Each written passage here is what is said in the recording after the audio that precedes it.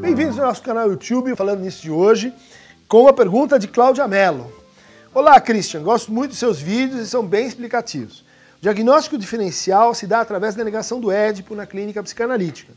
Mas estou iniciando minha prática clínica e tenho muita dificuldade em fazer essa identificação. Você pode falar sobre isso e, se possível, citar alguma bibliografia? Obrigado. Então, Cláudia, esse é um tema complexo, extenso, né? Eu recomendaria a você o trabalho do clássico, do Jacques Lacan, Questão Preliminar a todo o tratamento possível das psicoses, de 1958, onde ele explana e condensa a sua teoria do desencadeamento, ou sua teoria da diferencialidade entre as estruturas, naquele caso entre a estrutura neurótica e a estrutura psicótica. Eu também poderia te recomendar meu trabalho sobre mal-estar, sofrimento e sintoma, onde, no fundo, eu discuto algo que aparece na tua pergunta, que é uma certa limitação do diagnóstico que você está se referindo aqui, o diagnóstico estrutural, né? Que você menciona em associação com certas estratégias defensivas. De fato, essa é a maneira como Lacan releu um certo entendimento que a gente tem no Freud sobre a produção dos sintomas e que teria que ver com a forma como cada um lida com a divisão subjetiva, com a sua Spaltung, né? Essa divisão subjetiva considerada no contexto de uma relação específica, né? Que é a relação de transferência. Então vamos lembrar que o nosso diagnóstico, ele é sempre um diagnóstico sob transferência e da transferência. No fundo, o que a gente tem que assim escutar, perceber, é como aquele sujeito está se colocando em relação a nós, no contexto do que ele fala e de como ele assume, como ele recusa, como ele se coloca em relação ao que ele diz, do ponto de vista do desejo, do ponto de vista das identificações, do ponto de vista da sua posição subjetiva, do ponto de vista do gozo, do ponto de vista do objeto e assim por diante. Então, o diagnóstico ele vai se apurando mais e mais na medida que a gente vai acrescentando mais elementos a ele. Uma abordagem mais simples é justamente pensar em termos assim de uma primeira separação, né? Psicose ou neurose. Na neurose a gente vai ter uma apresentação transferencial baseada no que o Lacan chama de sujeito suposto saber, né?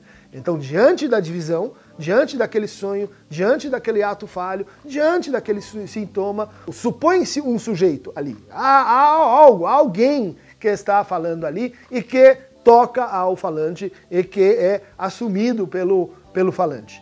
Esta suposição de um sujeito para o saber contido naquela formação do inconsciente, ela se mostra na transferência, né? Quando a gente pergunta, mas então me diga mais sobre isso, o que você pensa sobre aquilo? Quando a gente pontua um significante que emerge numa cadeia inconsciente, a resposta da pessoa, a resposta daquele falante, ela vai mostrar alguém assim em divisão e em suposição, né, de um sujeito para um saber. Um saber que está também suposto, que está também indeterminado, ou seja, eu não sei o que foi posto ali. Na psicose, dá-se uma outra estrutura de transferência, ou seja, em vez de suposição de um sujeito saber, há uma atribuição. Há uma atribuição de saber e há uma atribuição do sujeito. De tal maneira que a demanda, que para o sujeito neurótico vem desde aquele que fala, na psicose vai aparecer desde aquele que escuta, desde, por exemplo, o analista. Então é frequente que a gente perceba certos pontos de convicção, certos pontos de certeza, certos pontos de atribuição, né? Geralmente assim, em torno de certas antecipações de saber, em que a gente pode dizer, bom, então aqui são modos diferentes de lidar com a falta, são modos diferentes de lidar com a castração. Enquanto o neurótico está negando, não quero saber, olha o saber aí, disso, e tendo que se reaver com o retorno simbólico disso que ele não quer saber, são sintomas, o psicótico diz, eu não só não quero saber, como eu não escrevi isso que está batendo na minha porta. E como eu nego ou eu não permito que isso seja inscrito, eu faço uma abolição dessa inscrição, o que retorna na ordem do real e não do simbólico.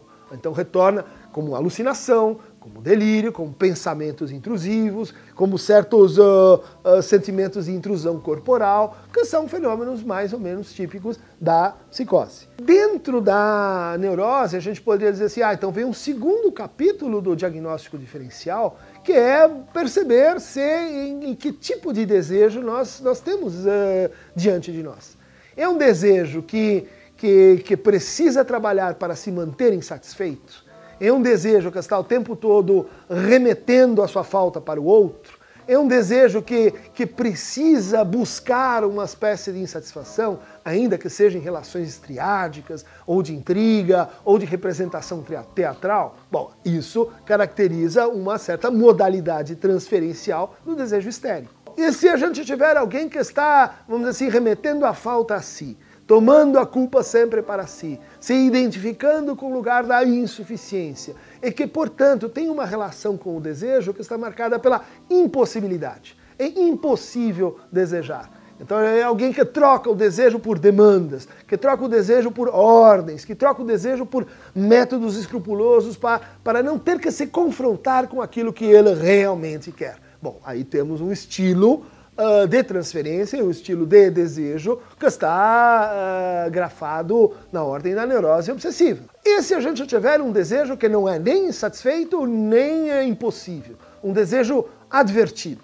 alguém que está assim na borda da situação desejante, que evita a situação desejante, que por exemplo, não vai à rua porque na rua pode estar um perigo. Que perigo é esse? É bom um encontro com o seu desejo. Esse desejo prevenido é o que caracteriza a fobia. Um fóbico, não só definido pelo objeto fóbico, aquele que tem medo de barata, aquele que tem medo de cachorro, ou que tem medo de lugares elevados, e ele tem um estilo de se colocar em relação ao outro, em relação ao seu próprio desejo, que é assim dessa prevenção, dessa advertência, desse recuo, que caracteriza então a fobia. Espero poder ter passado algumas intuições genéricas sobre como funciona assim os primeiros passos da diagnóstica psicanalítica. Para receber mais fragmentos semiológicos e diagnósticos, clique aqui no Aqueronta Movebo e encontre um momento de silêncio e de emergência do inconsciente também em você.